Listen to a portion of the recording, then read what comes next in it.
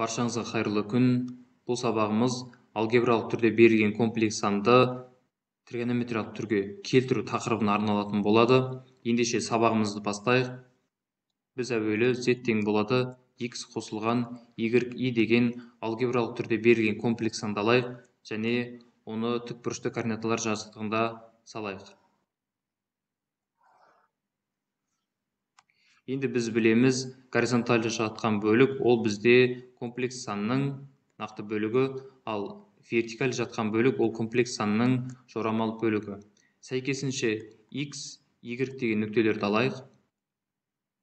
Енді екі нүктені қосатын болсақ, бізде z тең болады x қосылған y деген комплекс сан пайда болады. Енді бұл комплекс санды координаталардың бас нүктесімен қосатын болсақ, ол бізде радиус векторды береді. Оны r әрпімен белгілейміз. Ал радиус вектордың ұзындығы бізде модуль z-ті береді. Ал ол дегеніміз біз өткен сабақтан білеміз, айтқан болатынбыз. X-тің ұзындығы және Y-тің ұзындығы екеуі бізде тікбұрышты үшбұрыштың катеттерін береді. Яғни бұл жерде екі катетті квадраттап қосатын болсақ, бізде гипотенузаның ұзындығын береді. Сол себепті бұл жерде x квадрат қосылған y квадрат. Яғни модульдің комплексінің модулінің формуласы нақты бөлігі мен жорамал бөлігінің квадраттарын қосындысы екен түбір астында. Бұл мінекей бірінші формула. Енді екінші кезекте біз фиге тоқталамыз. Бұл жерде фи дегеніміз OX осінің жаңағы радиус векторге сағат тіліне қарсы, яғни оң бағыттағы алынған аргументі. Бұны біз фи арг z деп жазамыз. Және қосылған 2 пи k. К бұл жерде бүтін санға тиісті. Немесе бұл 2 пи k-ны жазбауымызға да болады. Ендеше біз келесі формуланы табуымыз үшін жаңағы бастапқы алгебралық түрде берген комплекс санымыздың өзін жазайық. Және де тең жаңа тауып алған модуль z-імізді, яғни радиус вектордың ұзындығын жақшаның сыртына шығарайық. Сол кезде бізде x бөлінген жаңағы модуль z қосылған y бөлінген модуль z және көбейтілген i. Осындай қосылғыш пайда болады екен. Бұл жерде байқап тұрсақ, y дегеніміз жаңағы фи деген бұрышқа қарсы жатқан катет. Ал x дегеніміз жаңағы бұрышқа іргелес жатқан катет. Ал жаңағы r дегеніміз ол гипотенузасы. Енді біз білеміз, іргелестің гипотенузаға қатынасы, яғни жаңағы модуль z-ге қатынасы, ол тригонометрияда косинусты береді. Онда тең болады модуль z жақшаның ішінде косинус фи қосылған жаңағы y бөлінген модуль z дегеніміз қарсыны гипотенузасына бөлгенге тең. Ал қарсыны гипотенузаға бөлу дегеніміз тригонометрияда синусқа тең. Сонда синус фи и болады екен. Бұл мінекей бізде алгебралық түрде берілген комплекс санды тригонометриялық түрге келтіру формуласы.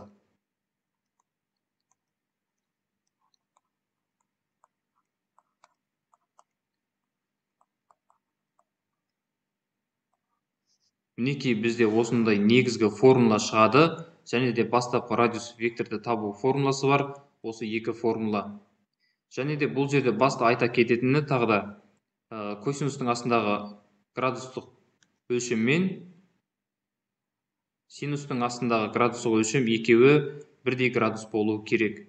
Яғни әртүрлі ғып жазуға болмайды бұл жерде. Сондықтан келесі сұрақ бізде осы аргументті табу. Аргументті табудың екі жолы бар. Бастапқы берілген синус пен косинус арқылы немесе тангенс арқылы табуға болады. синус пен косинус арқылы табатын болсақ, бізде синус білеміз жаңағы қарсының гипотенуза қатынасы, ол дегеніміз y-тің модуль z-ке қатынасы. Ал косинус фи дегеніміз ол іргелестің гипотенуза қатынасы, ол дегеніміз x бөлінген модуль z. Енді осы екеуінен жеке-жеке тауып біріктіруімізге болады. Немесе біз синус фиді косинус фиға бөлетін болсақ, ол бізде тангенс фиді береді. Тангенс фи ол бізде қарсының іргелеске қатынасы. Ол дегеніміз тең. Қарсы бізде y болды, ал іргелес x болды. Ендеше бізде аргументті табудың формуласы ол y бөлінген x.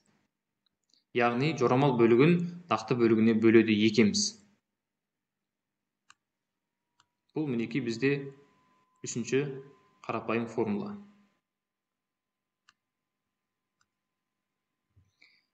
Енді бұл жердегі қарастырып отырған фиіміз тангенс болғандықтан ол минус пи мен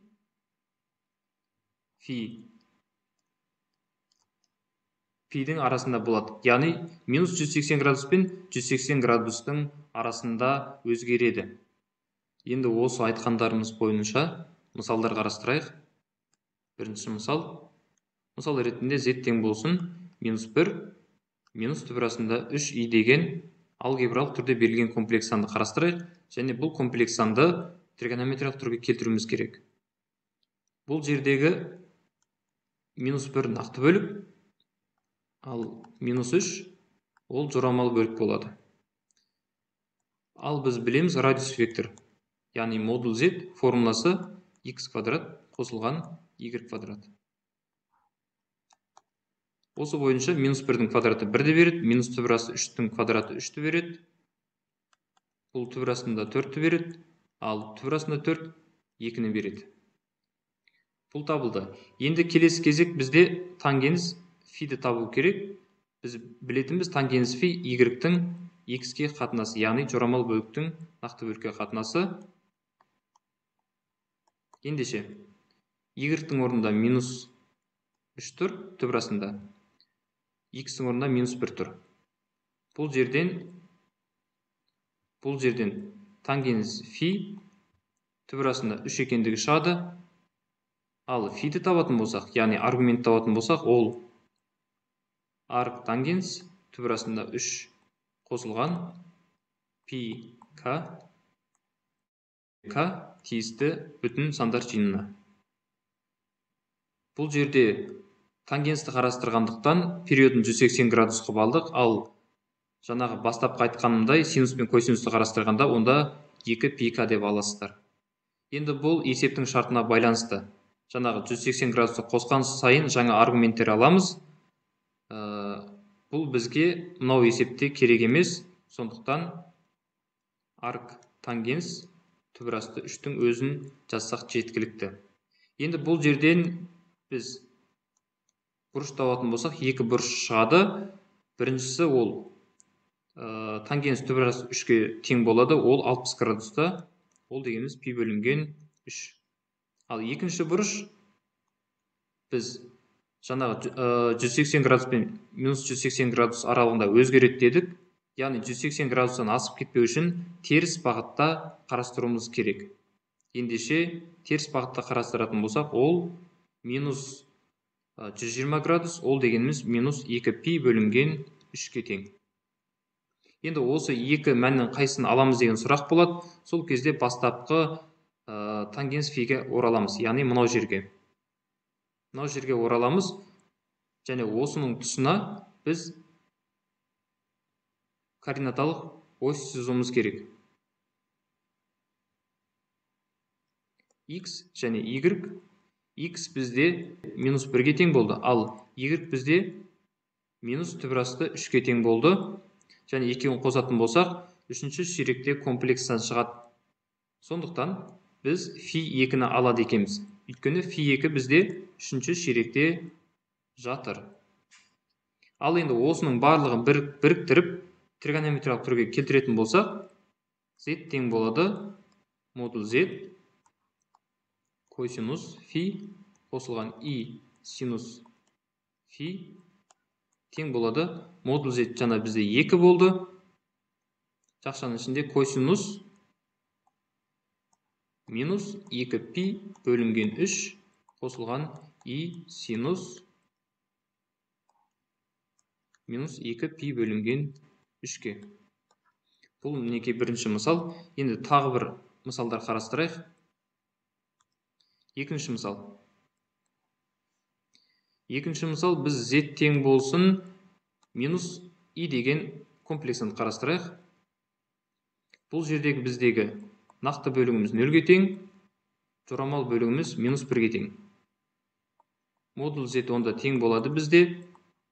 Түбірасында 1, ол тең 1-ге. Ендеше, тангенс фи y бөлінген x екендігі белгілі.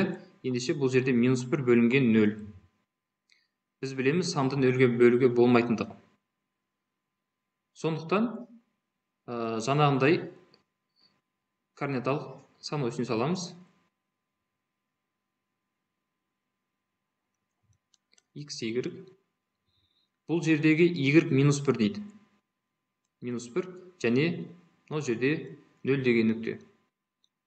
Біз білеміз, тангенсте минус 90 градус пен 90 градус аралығында оның мәні болмайтындығы. Неке бұл соған пара-пар. Минус 1, 0 мен минус 1-ді алғандықтан біз минус 90 градус аламыз. Ендеше, бұл жерде z тең болады. Бір көбейтілген жақшаның ішінде косинус фиіміз минус 90 градус. Фи минус пи бөлінген 2 деп жазып қойық. Бұл жерге минус пи бөлінген 2 қосылған и синус минус пи бөлінген 2. Ал енді тура осы есептің керісін қарастырайық. Үшінші мысал, комплекс санымыз тең и-дің өзі болсын. Ендеше, бұл жердегі біздегі нақты бөлік 0-ге тең, ал жорамал бөлік 1-ге тең. Модуль z тең болады 1-ге. Ал тангенс фи тең болады 0 бөлінген, тангенс фи бізде 1 бөлінген 0 болады. Және де жаңағы координаталық осьтерді сызатын болсақ, x, y 0 деген нүкте, және де мынау жерде 1 деген нүкте. Тангенстің 90 градустағы мәні болмайтындығын пайдаланамыз да, бұл жерде фи плюс 90 градус деп аламыз. Ендеше, z тең болады бұл жерде 1 көбейтілген косинус пи бөлінген 2 қосылған и синус пи бөлінген 2-ге. Келесі мысал. Төртінші есеп. Z тең болады 7 деген комплекс сан алайық. Біз білеміз, 7 деген сан қазақта қасиетті сандардың бірі. Енді бұл жерде нақты бөлігіміз 7 болып тұр, ал жорамал бөлігіміз 0 болып тұр. Себебі бұл жерде 7 қосылған 0 көбейту и деген мән бар. Модуль z бұл жерде түбірасында 7-дің квадраты 49 қосылған 0. Ал ол бізде 49 7-ні береді түбірасынан. Енді келесі кезекте бізде тангенс фиді табу керек. Тангенс фи бізде 0 бөлінген 7-ге. Ендеше 0-ді 7-ге бөлсек 0 болады. Бұл жерде арк тангенс 0, 2 бұрышты береді бізге 0 деген, және де фи пи деген, яғни 180 градус деген. Осы екеуінің қайсысын аламыз деген сұрақ болады. Сол кезде жаңағы бастапқы тангенс фиге ораламыз да координаталық осьтер сызамыз. Қай ширекте орналасқандығын тауып алуымыз керек. X және Y 0 деген нүктеміз және 7 деген нүктеміз. Бірінші ширекте екен, ендеше біз мынау фи 1-ді аламыз. Сәйкесінше тригонометриялық түрін жазатын болсақ, 7 көбейтілген жақшаның ішінде косинус 0 қосылған и синус 0-ге. Енді бұл жерде 180 градус, яғни пиді алатын кезін қазір көрсетейін. Жаңағы мысалға сәйкес 5-ші мысал z тең болсын -7 деп алайық. -7 деп алатын болсақ, бұл жерде модуль z тең болады, бізге 7-нің өзін береді. Тангенс фи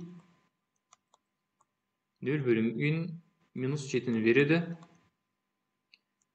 Фи бұл жерден арк тангенс 0-ді береді. Ал фи 0-ді немесе жаңағы пиді береді. Ендеше қайсысы екендігін анықтау үшін, нақты қайсысы градус екендігін анықтау үшін, біз жаңағындай координаталық осьтер жазамыз. X және Y 0 деген нүктеміз, жаңағы -7 деген нүктеміз. Бұл бізде екінші ширекте екен. Сондықтан біз білеміз, тангенсте фи минус пи мен пидің арасында өзгереді. Яғни минус пиге тең болмайды, сол себепті пи деп аламыз. Ендеше екінші мәнімізді аламыз. Фи тең пиге. Оны тригонометриялық түрде жазатын болсақ, жаңағы 7 көбейтілген жақшаның ішінде косинус пи қосылған и синус пиге. Неке осылай шығады екен. Енді бұл жердегі аргументтерді табу, яғни филерді табу қиындық тудыратын болса, бұларға арналған арнаулы дайын формулалар бар. Олармен алдағы сабақтарда есептер шығаратын боламыз. Сол жерден таныссаңыздар болады. Осымен біздің бүгінгі сабағымыз аяқталды. Арнамызды қолдап, қазақша контентті қолдап, арнамызға тіркеліп, лайк басып, достарыңызбен бөлісіп кетулеріңізді сұраймыз. Баршаңызға сәттілік.